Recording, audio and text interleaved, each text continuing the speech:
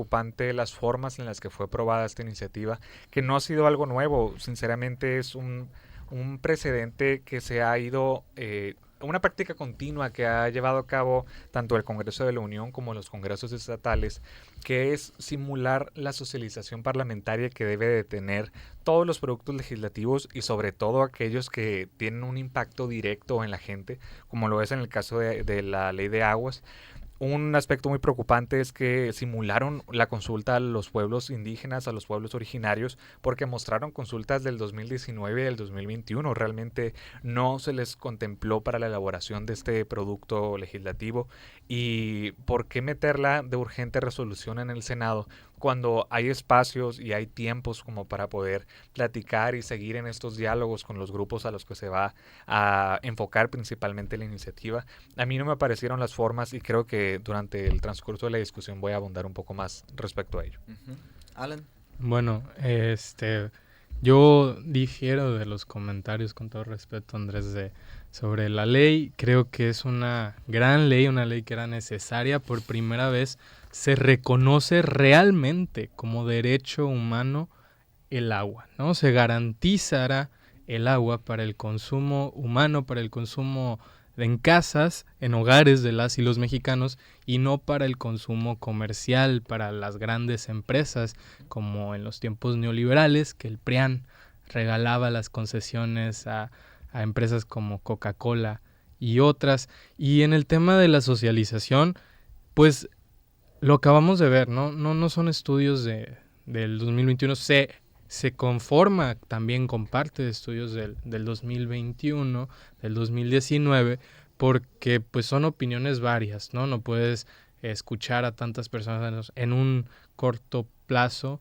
pero pues hace una semana hablábamos justamente de los bloqueos que había habido de parte de agricultores y entre esas mesas de trabajo que se iniciaron pues se discutía también parte la ley de aguas, en la que muchos agricultores estaban de acuerdo en que había una necesidad muy grande en reformar la ley y en garantizar para los pequeños productores el agua, porque toda la estaba acaparando las grandes empresas. Sí, eso, el tema pues muy delicado, la cuestión del agua, pero ahora en esta cuestión de que se pasa la batuta de la propiedad del agua que lo tiene el Estado, eh, ¿qué es lo que miran que puede desembocar o qué es lo que puede llevar ya a la implementación, a las diferencias que existían de antes a ahora que con esta nueva forma de ver pues o de la implementación del uso del agua? Andrés, ¿qué tienes el análisis al respecto? Ninguna de las dos partes tiene la verdad absoluta. La verdad es que tanto desde el Ejecutivo que se envió la propuesta, claro, deben de existir razones y motivos que impulsen legítimamente esta propuesta. Sin embargo, claro, para poder avanzar en la construcción de un producto legislativo que contemple todas las aristas, deben de tomarse en cuenta aspectos muy importantes e incluso algunos que no tienen que ver con temas políticos. En parte, una de las críticas que hicieron diversos diputados de oposición fue que deja fuera observaciones que incluso la Organización Mundial de la Salud ha dejado en claro y otras también asociaciones, como el concepto del mínimo vital, que es redefinir conceptos y parámetros que deben de tener la ley para poderlo dejarlo en claro. Una propuesta que yo comparto, son de diputados de Movimiento Ciudadano, sin meterme en el tema del partido, pero comparto la iniciativa, que es abrogar la ley actual, la ley de aguas nacionales, para poder crear una nueva. La propuesta actual lo que busca es simplemente reformar la ley actual y proponer una nueva, pero dejando la existente todavía en términos vigentes. Entonces, creo que está la oportunidad de construir un producto legislativo serio que involucre a todas las personas y se dejó de lado por aprobarlo en tiempo express como ha sido la costumbre de esta legislatura y de las anteriores. Sí, porque se miraba mucho ese tema al respecto de pues la ley esta de aguas. La anterior era, pues, ¿de cuándo databa? De 1994. Sí. Y era, se veía una gráfica de la cantidad de concesiones que se habían entregado. 1999 era un pico alto. Y era la cantidad de agua que se había brindado en concesiones a empresas, a agricultores, etcétera, a todos. Y pues viendo un poco el contexto no solo nacional, sino también internacional, cómo se habla de la lucha de los recursos naturales, y uno de los temas que se nombraba era el agua va a ser un recurso bastante importante y hay que tomarlo en cuenta. Entonces, ¿esto lo ven ustedes como un intento de racionalizar un poco más el uso del agua con una forma u otra? ¿O cómo lo miran ustedes, Alan? Mira, yo pude leer la iniciativa desde que fue presentada y esta es una reforma profundamente social, está basada en los intereses de las y los mexicanos, de las y los agricultores, y ahorita mencionas algo muy importante, las concesiones, que es uno de los temas que más agobiaba a quienes tenían pozos en sus parcelas, a quienes actualmente tienen un contrato con concesiones, pero les voy a decir, y ahorita, por qué fue necesaria que esta reforma se aprobara, por qué es necesario cuidar, y esta es una de las razones. Mira, con gráficas. César Duarte tiene 141 constancias de libre alumbramiento que acaparan más de 50 millones de metros cúbicos de agua. Este es un político del PRI. Vicente Fox. Entre él y su familia acaparan más de 3 millones de metros cúbicos de agua. Estamos hablando que estos políticos que alguna vez estuvieron en el poder, y ayer lo decía muy bien el senador Adán Augusto, están buscando de nuevo el poder político que ya no tienen, porque ahora la mayoría absoluta se la entregó el pueblo a Morena. Están buscando recuperar ese poder que tenían. Quieren hacerse de más dinero, quieren hacerse de más agua que le pertenece a los mexicanos, agua que le pertenece al país. Y sí, es muy importante, es un recurso muy importante. No es para acaparar el agua, no es una medida dictatorial como lo he escuchado, es una medida para proteger el agua, para proteger a las y los mexicanos y para proteger su consumo y el derecho a su consumo, ¿no? También, y el acceso, vaya. Okay. Andrés. Totalmente, creo que políticos han abusado históricamente del consumo del agua y de apropiación de concesiones, pero lo vemos no solamente en partidos políticos como el PRI, también lo vemos en Morena. Incluso Olga Sánchez Cordero tiene 2.6 millones de metros cúbicos de agua concesionada para uso agrícola. Ricardo Monreal también lo tiene. Entonces vemos como la comparación no es solamente de un partido, y sin defenderlo, yo condeno absolutamente a todos los partidos políticos que desde su posición facilita el uso o contrato de este tipo de servicios como lo es el agua, que es un vital líquido para todas y todos. Entonces, en ese sentido, vemos que debemos de impulsar iniciativas que privilegian al uso del agua como algo de que vayamos encaminado a la propuesta de que no sea solamente para unos cuantos, sino para todos. Eso también, pues muy importante, cómo se puede asegurar pues el recurso que es el agua a todos, o a abarcar a la mayor cantidad de personas.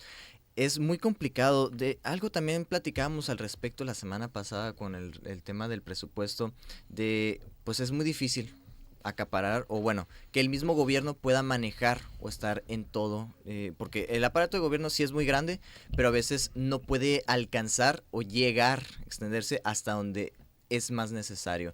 Y el tema del agua es, ya viéndonos aquí a temas más locales, es un tema pues muy sensible.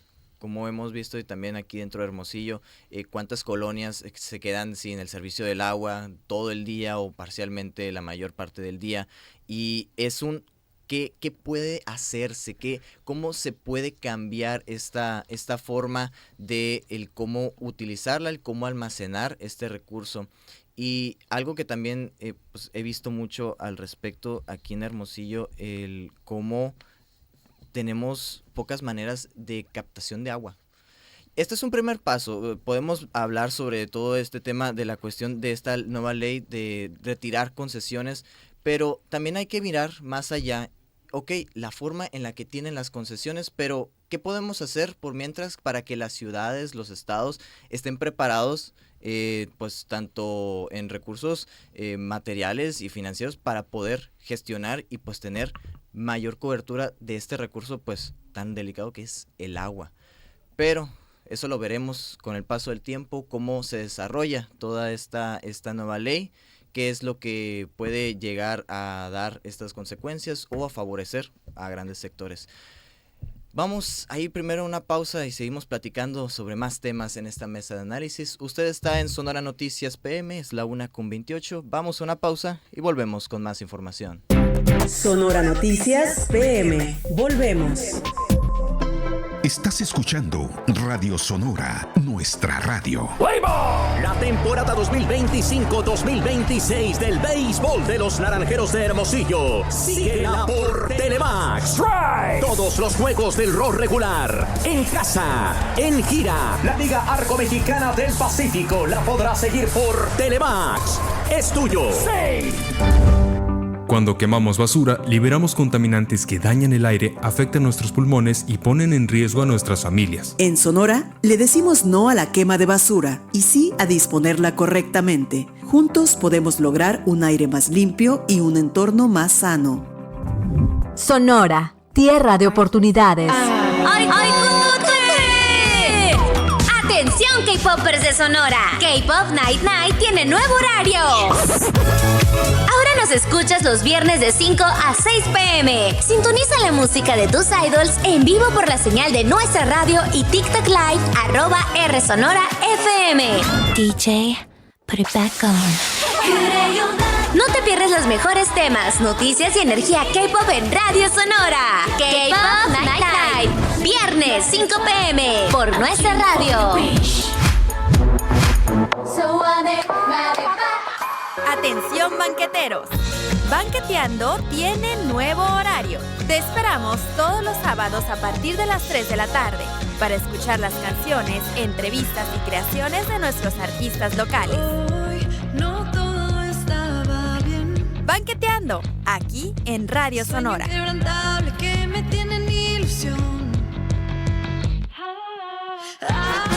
La Ciudad del Sol. Historia transformada en asfalto sobre el recuerdo de los naranjos y canales embovedados. Tierra de la fusión gastronómica entre tradición y modernidad.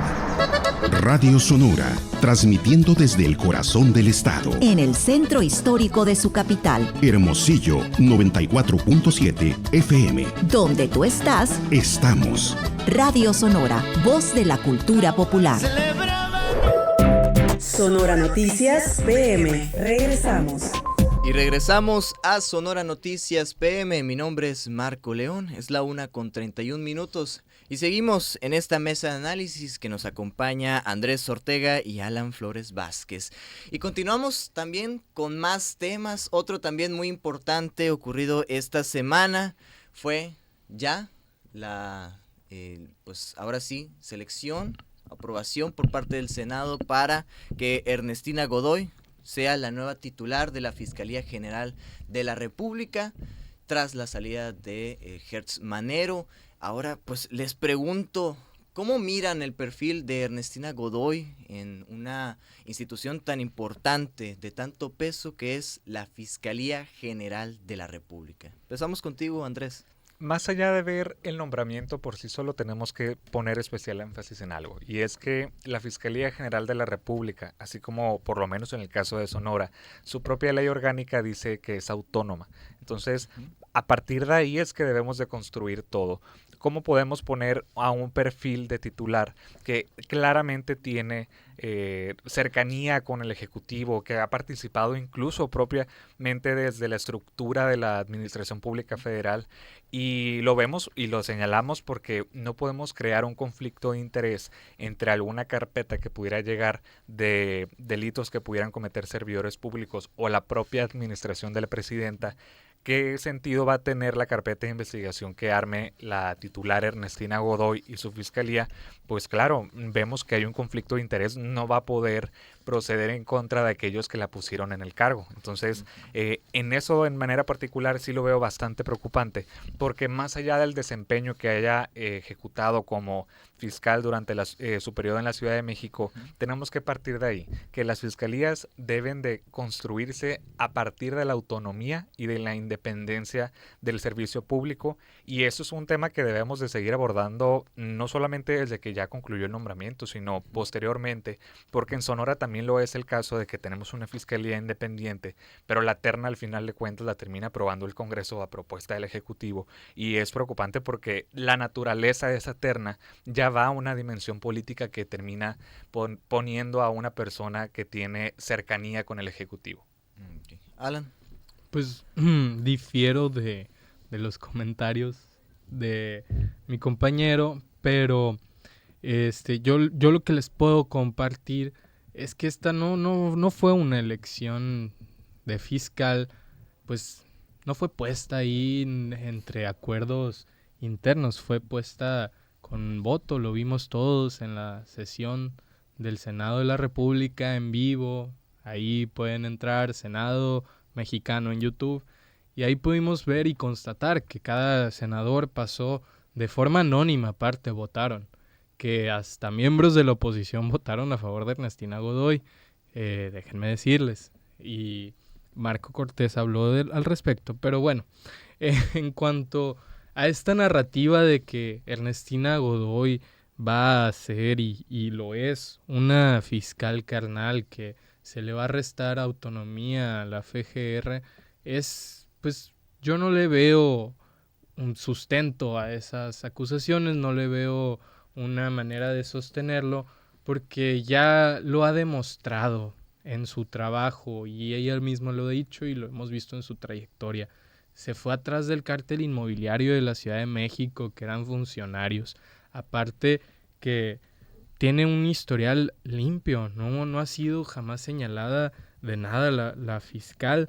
Y realmente esta narrativa de fiscal carnal es porque la oposición no tiene fundamentos para decir algo malo contra ella, más que la puso la presidenta o la puso el grupo en poder. No va a haber colusión entre el poder ejecutivo y el poder judicial, sino yo más bien lo que veo es que va a haber una mancuerna, un equipo para que salgan los temas, para que haya justicia, para que avance la justicia en México, como nos ha costado bastante, ¿no?, que avance. Entonces creo que le va a dar una modernización a la fiscalía muy justa y muy necesaria. Eso que comentas, Alan, al respecto de mancuerna, viendo a los comentócratas hablar sobre el respecto, pues es difícil no mencionar a alguien aquí en la ecuación, que es Omar García Harfuch, pues el secretario de Seguridad y Protección Ciudadana. El cómo ahora con un personaje como es Ernestina Godoy, con la que ya ha trabajado en la Ciudad de México, hicieron equipo y pues indudablemente pues se ven en los números cómo disminuyeron la cuestión de delitos de alto impacto o de homicidios dentro de la misma Ciudad de México. El ahora cómo ahora va a estar esta mancuerna, este equipo trabajando del lado de la Fiscalía Ernestina Godoy y en Seguridad y Protección Ciudadana Omar García Harfuch. Este cambio, este relevo que hace Ernestina a Gertz Manero es un cambio necesario, era algo que ya se venía venir del este aire nuevo o la implementación ahora sí de una política de seguridad pública y de justicia diferente a como se estaba llevando con Gertz Manero. ¿Qué es lo que miras, Andrés? Yo veo dos puntos, y es, primero, respondiendo a tu pregunta, es una facultad incluso propia de la Fiscalía prevista en su ley orgánica en el artículo 10, fracción primera, que es la facultad de coordinarse con especial énfasis en la palabra autonomía, porque si no hay una coordinación, por supuesto que no van a avanzar los trabajos de investigación que tiene la Fiscalía, porque requiere de esta colaboración institucional, tanto con el Ejecutivo y con los 3 niveles de gobierno para poder atender a los asuntos que el país necesita. Sin embargo, en el segundo punto sí quisiera tocar que el relevo de Hertz Manero fue muy atípico, fue un procedimiento que no nos lo esperábamos, de repente fue nota nacional y de unos días a otros ya se había concretado ese relevo. Entonces, ¿qué podemos observar? Es que había un precedente del periodo de Hertz Manero que fue tema el relevo o filtraje de carpetas de investigación. Hay tema también de investigación que podemos discutir o no en otro momento si tiene que ver con pisar callos incómodos o temas que pudieran rozar en lo político, que esta administración pudo haber dicho, ¿sabes qué? Qué incómodo tenerlo, esta investigación abierta. Entonces, a mí me queda como precedente que la Fiscalía, o más bien el Ejecutivo, mandó un mensaje muy claro, y es, no puede haber personajes incómodos dentro de los aparatos de gobierno. Y si Hertz Manero pisó callos, y esa fue la razón atípica por la que se fue, pues bastante me queda claro que Ernestina Godoy no será diferente, que también seguirá con este mismo juego de subordinación, no de coordinación con autonomía, que será el eje rector que llevará a cabo la Fiscalía General de la República. Alan. Bueno, yo quiero primero dejar en claro que Hertz Manero renunció. Se le ofreció una embajada, pero él renunció. No fue un despido, no fue una imposición, hubo debate, hubo, sí, comentarios negativos, positivos, pero se dio el debate y se votó y se eligió a Ernestina Godoy. Yo no creo que sea un mensaje de la presidencia, y en todo caso era no que haya ella tomado esa decisión, sino que era necesario que hubiera un cambio. Y realmente no es que Hertz Manero fuera incómodo para el gobierno actual. La que es incómoda es Ernestina Godoy para la oposición.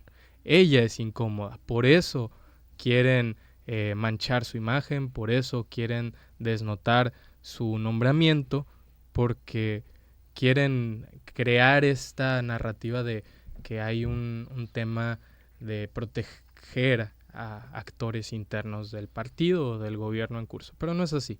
Hertz no era incómodo para el gobierno. La que es incómoda para la oposición es Ernestina Godoy.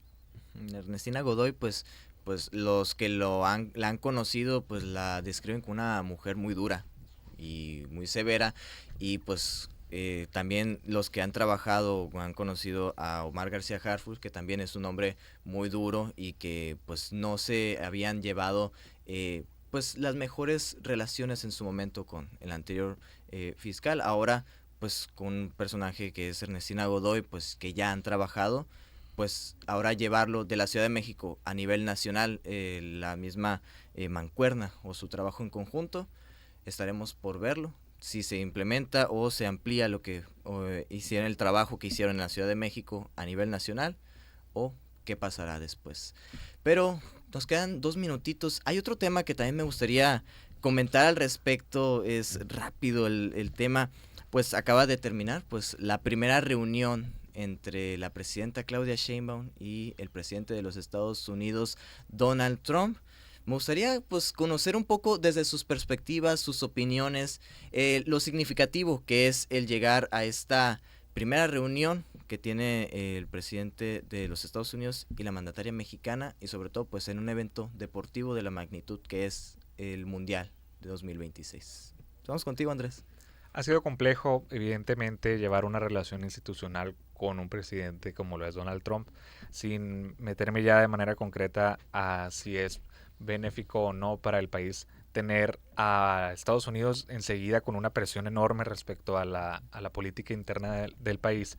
Sí veo que es de destacar la apertura de la presidencia, sin el color que sea, pero reconociendo a la presidenta de que ha habido una apertura por salir más allá de la política interna y de tratar de establecer relaciones internacionales difíciles y complejas como lo es con Estados Unidos.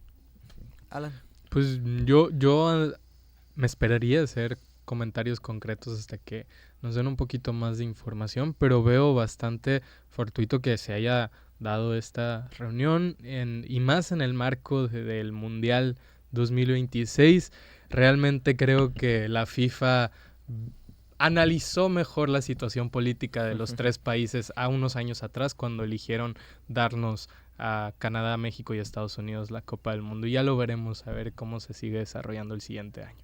Sí, sobre todo, pues les comentaba pues lo simbólico, porque cómo el fútbol puede dejar a un lado las diferencias tanto políticas, ideológicas, económicas, sociales, y unir a grandes comunidades que es a nivel global, como el deporte tan popular que es el fútbol, pues llama tanto la atención y une a estos tres líderes que, pues, si vemos un poquito más atrás, como pues ya conocemos la persona bravucona que es Donald Trump y cómo ha llegado a pues confrontación. También llevó con Carney, del primer ministro de Canadá, como también hubo hay unos ciertos roces con otros países también, pero el ver en estos momentos pues la amistad, cómo ríen, cómo sonríen frente a las cámaras, cómo están juntos en esto que es la elección de a ver en qué grupo en el A, B, C quedan para enfrentarse próximamente en el 2026. Es bastante simbólico y llamativo, sobre todo pues porque es la primera reunión que se tiene con Donald Trump, la presidenta Claudia Sheinbaum. Es una pequeña reunión que se tiene después de esta celebración de elegir los grupos de los equipos, y el cómo ahora ya se da poco a poco, como que muy tímido de momentos, esos acercamientos entre los dos mandatarios que simplemente desde un lado u otro de la frontera han estado intercambiando opiniones y que pues en cierta medida no han sido tan catastróficas, tan desastrosas como se esperaban, con una vuelta nuevamente a la presidencia de Donald Trump, con estas ganas pues de casi comerse al mundo entero, con el America First, el América primero, pero pues es bastante llamativo. Veremos próximamente y analizaremos, esperemos la próxima semana con más profundidad sobre este tema, qué se dijo, qué no se dijo, qué es lo que se hizo, qué es lo que no se hizo, para darle pues más continuidad a estos temas. Pero se nos ha terminado el tiempo de la mesa de análisis. Les agradezco muchísimo, Alan, por acompañarnos el día de hoy. Andrés. A ti, Marco, y a ti, Alan, también, ¿no? Es un placer estar aquí. Igualmente, muchas gracias a ambos. Usted está en Sonora Noticias PM. Vamos a ir a una pausa y volvemos con más información. Sonora Noticias PM. Volvemos. Radio